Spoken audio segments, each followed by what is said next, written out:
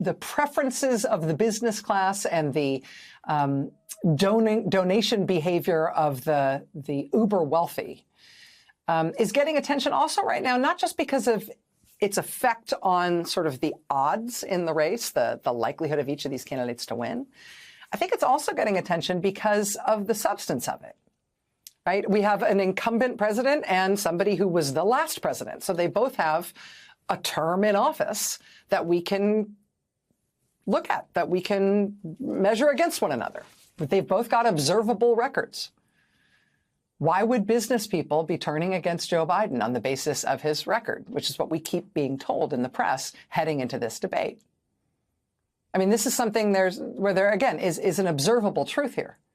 Under Joe Biden, we just had the best year of American job creation in the 21st century. The last time we had a streak this long of unemployment below 4%, it was the early 1960s. Under Joe Biden, the U.S. has the best economy in the world, literally the envy of the world. In fact, the World Bank just said that the U.S. economy is so good, it's actually stabilizing the whole world economy. The U.S. stock market keeps hitting new records and then breaking those records and then hitting new ones that are even higher. Crime is at 50-year lows. We just had the largest single-year drop in the murder rate that we have ever recorded. And President Biden keeps signing big legislation that's good for the economy, that's good for the business climate. And he has been able to do it, miracle of all miracles, with bipartisan support. And that includes the big infrastructure bill and domestic manufacturing of computer chips and all of these other things. I mean, this is the kind of business landscape hellscape business leaders have been suffering through under Joe Biden. Headlines like these. Corporate profits hit record high as economy boomed in fourth quarter of 2023. Or this one. U.S. corporate profits soar with margins at widest since 1950. Or this one. Money Watch. U.S. companies just had their best year since before most of us were born. Oh, the poor business guys. They really need Trump back, don't they? And even if they want to say, oh, it's not about the business climate, it's about being fiscally responsible. It's just that we're so worried about the debt and the deficit, and that's why we want to go back to Trump and get rid of Joe Biden. I mean, tell me what the rationale is there in reality. Tell me what the rationale is. Because the Committee for a Responsible Federal Budget, one of these nonpartisan fiscal watchdog groups, put this out today, which kind of puts a fine point on it, right? That's who added what to the debt when you compare Trump's term in office with Joe Biden's term in office. And no, you can't blame COVID. They actually break out the COVID spending. That's the bit in the lighter red color there. So yes, Donald Trump and Joe Biden both spent on the pandemic. They had to. But even if you wipe that out, Trump added trillions more to the debt and the deficit than Biden did, regardless of COVID. And maybe you don't particularly care about the deficit and the debt, but business guys almost always say they do. And so what's the rationale along those lines for supporting Trump over Biden? As we head into this weird early debate this week, supporters of this business genius have created an impression that Trump's got an advantage heading into the debate at this point in the campaign because his business record, right? He's so appealing to all the other rich business guys who so appreciate how smart you need to be to book a guy with vampire teeth for your cage match business. They are trying to create an impression that there is support for Trump in the business world because there's, economic and business reasons to support someone who himself is so good at business. In reality, the actual stakes in this election, the comparative record of these two candidates on the economy and business, it doesn't favor the failed promoter of the Affliction Mixed Martial Arts League, which promoted exactly 2 bouts before it folded. And the man whose surviving company was convicted on multiple felony fraud counts and was named in his own felony criminal trial for falsification of business records. And by the way, his CFO is currently doing his second stint in prison. Weirdly, his business record, his business environment record, his job creation record, his economic and fiscal record, on the facts, doesn't support the idea that he should be winning support from people who prioritize those things. Despite the massive spin generated by all these high-profile ideological Trumpy billionaires, we're starting now, finally, as of today, I think, to see a corrective in that narrative about what's really happening. This is the front page of the New York Times tonight. Quote, CEOs are frustrated. That doesn't mean they embrace Trump. Quote, a number of prominent figures in Silicon Valley and on Wall Street have grown increasingly vocal in their criticism of Mr. Biden, their praise of former President Donald J. Trump, or both. Still, that shift mostly reflects movement among executives who already supported Republican politicians. Quote, there is little evidence of a major shift in allegiance among executives away from Biden and toward Trump.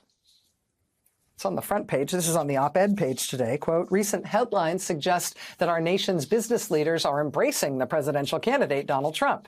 His campaign would have you believe that our nation's top chief executives are returning to support Trump for president, touting declarations of support from some prominent financiers. It is far from the truth, though. They didn't flock to him before, and they certainly aren't flocking to him now.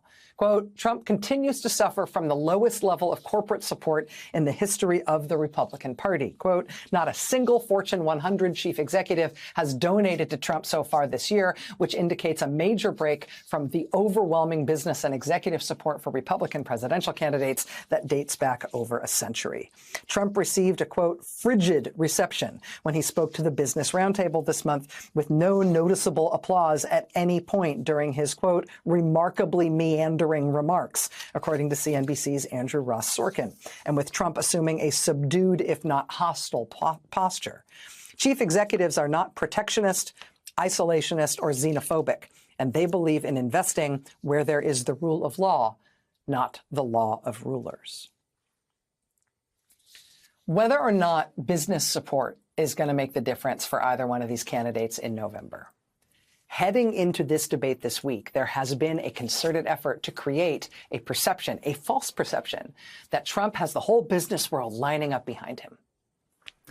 And that's because his time in office compared favorably with President Biden, which is not true on fiscal issues. It is not true in the overall business climate. It is not true on jobs. And it is not true in terms of business leaders lining up behind these two candidates.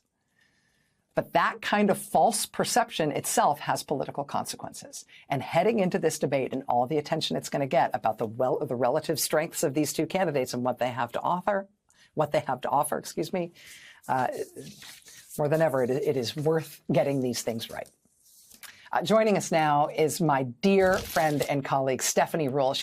Thank you for having me. I am in awe of your lead-in. You have laid out exactly the sort of economic landscape of what we're looking like here. And one of the main reasons you're seeing sort of this Trump narrative that all these business leaders are backing me, because remember, the number one thing they want to try to push and convince people of is that the economy is terrible. And while inflation is a persistent problem, business leaders are not standing with Donald Trump. And that Business Roundtable meeting, it's really important for our audience to understand.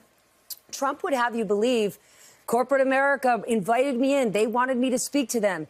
It was their normal meeting that they have every year, and they invited both candidates. President Biden could not attend because he was at the G7, and his chief of staff, Jeff Zients, was there. And Donald Trump has said since then, they were clapping for me at the end. They were, because it was at the end of a presidential candidate's remarks, and that is what a room does who's marginally courteous. But you just mentioned the reporting from Andrew Ross Sorkin. I spoke to other people who basically said this thing was all over the place, and it is a break. Pre-Donald Trump, the business community, sort of the C-suite class, was with the Republican Party. You remember that Al Smith dinner years ago when George H.W. Bush kind of jokingly looked out at the room of business leaders in New York and said, "You're my base." That's not the case anymore. It was after Charlottesville you saw the first business council in American history break from a president and say, I can't even be associated with him anymore.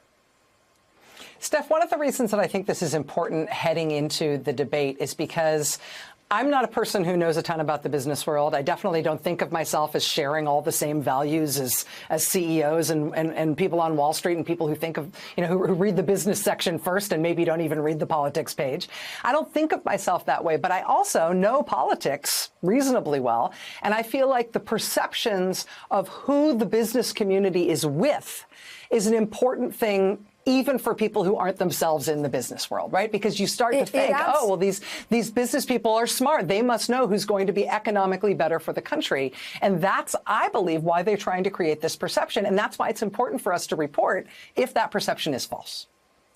Rachel, it's especially important this year because we've had this division, right? All of the positive economic data that you just laid out is disconnected from how people feel, because people haven't been feeling good about the economy because they're coming off of COVID, because of persistent inflation. So when you keep pushing this narrative that the business community is standing with Donald Trump, it convinces people, well, maybe bad news is coming. But here's what's important. There is sort of a subgroup of sort of very, very successful Wall Street financiers. There's Elon Musk and kind of Elon Musk backup dancers who have been very pro and outspoken pro-Trump in the last few weeks. And I want to explain why. They know how good the economy is. Elon Musk and all that Joe Biden has done for electric vehicles, he certainly knows how good the economy is. He knows how good the stock market is. However, they know that Donald Trump is transactional. They know that if they stand with Donald Trump now, if they're throwing fundraisers for him, that if, in fact, he becomes the president, they're going to have a direct line into the Oval Office. So it's as though they're trying to recreate kind of a Putin's oligarchs here. If they help Trump now, he will take their call and give them the quote-unquote get-out-of-jail-free pass 6 months from now. Now, that is not the Fortune 100 CEOs out there that have all of these constituents, but this small Wall Street universe, the Nelson Peltz, the Bill Ackmans of the world, they're putting on the Trump show because they would love to have his kind of power and him in their back pocket if he were to win.